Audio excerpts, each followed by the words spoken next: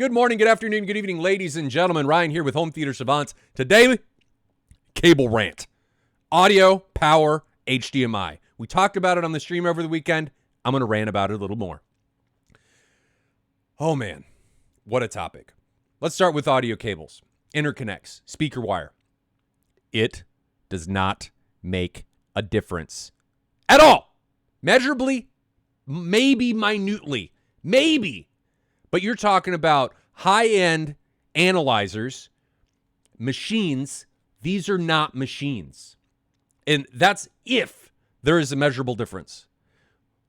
2 years ago at M-Wave, I did a test, blind test, called Find the Coat Hanger. A literal tin coat hanger was connecting an amp to a speaker, and I could swap seamlessly between it and an $8,000 cable. Could anybody tell the difference? No. Not one person could tell the difference. People went in supremely confident. Be like, I'm going to be able to tell the difference. I've been able to tell the difference in every time one of these tests was made. Could they tell the difference blind? Absolutely not. And this is the importance of blind testing.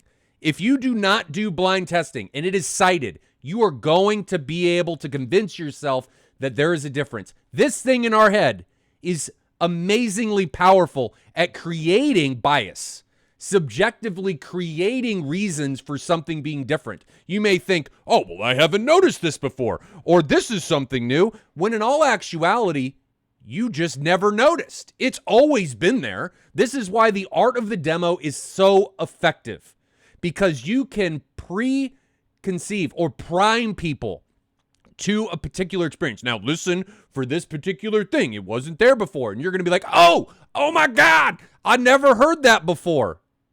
It was always there. You're just now being primed to listen for that. And because you didn't notice it before, because they've picked something very minute, you now think it's magic. You think there is a quantifiable difference from what they're showing you. Danger of the art of the demo. Now, art of the demo is amazing. You can do some really cool things if done properly, but you can also taint experiences for people and convince them in ways that they should not be convinced because it's all subjective. Okay? So get a properly made audio cable. Proper gauge, OFC, proper shielding, all that kind of stuff. If you do that, you are fine. You are more than fine.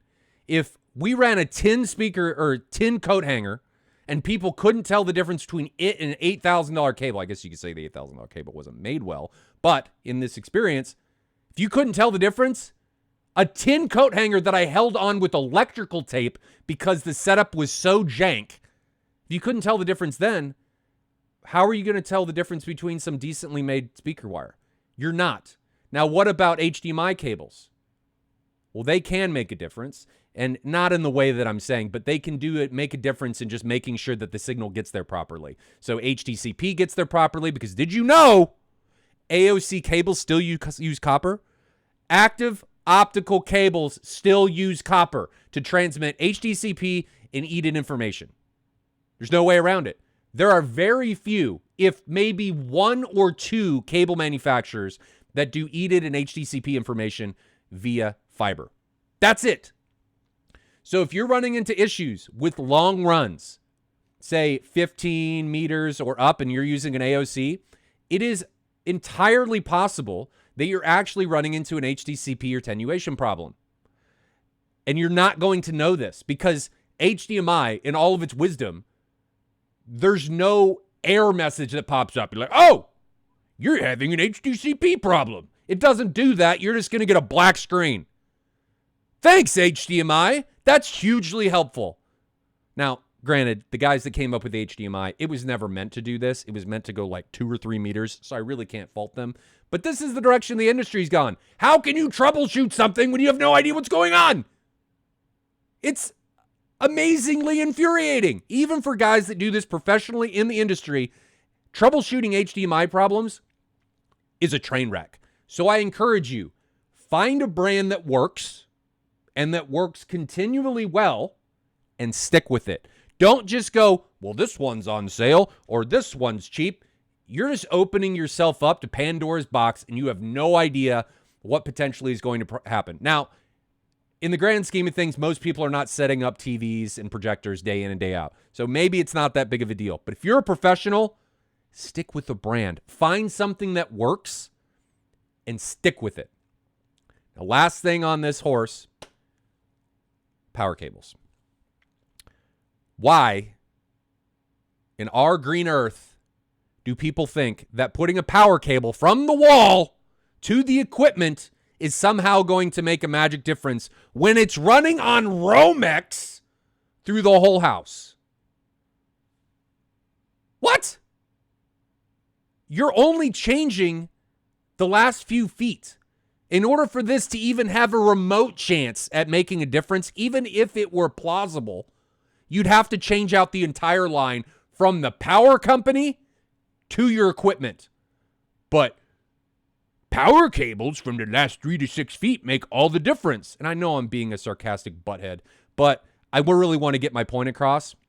And that is, just get what's necessary. Do you really think equipment manufacturers are going to sell an inferior or give you an inferior power cable that is going to potentially increase warranty claims and troubleshooting time? Absolutely not, because they care about the bottom line. And somebody's probably going to say, well, more expensive power cable or a better power cable is going to be more expensive. Well, it's copper. All it needs to do is to get electricity from here to here. It's not magic. That's all it needs to do. So if it does that well, and if you analyze it and it does it just as well as every other cable that's put out there, why do you need to spend more?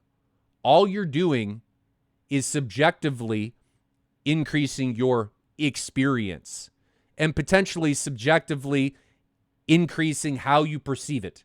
But at the end of the day, all that really matters is the objectivity. Is it objectively as good as it can be? That's all that matters. The objective experience at the end of the day. Now, we do have subjective experiences, and I think in audio and video, subjectivity is important because we all have our wants and our desires. But if something is objectively good, especially when it comes to electricity and it's doing what it's supposed to do, you're not really going to magically make that better. And I encourage a lot of you, if you are on the fence or if you're not believing me, go look at Audio Science Review.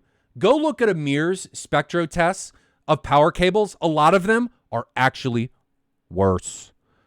They're worse. Why would you do that?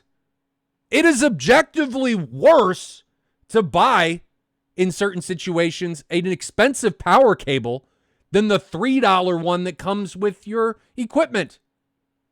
Just don't worry about it.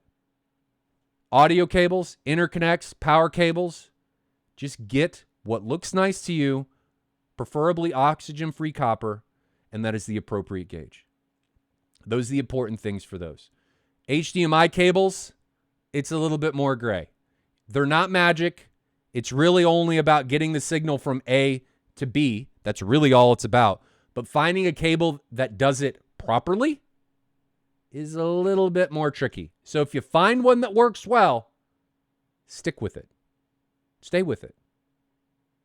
That's all I got for today. Thank you for enjoying Ryan's rant. I'm Ryan with Home Theater Savants, and until next time, have a good one.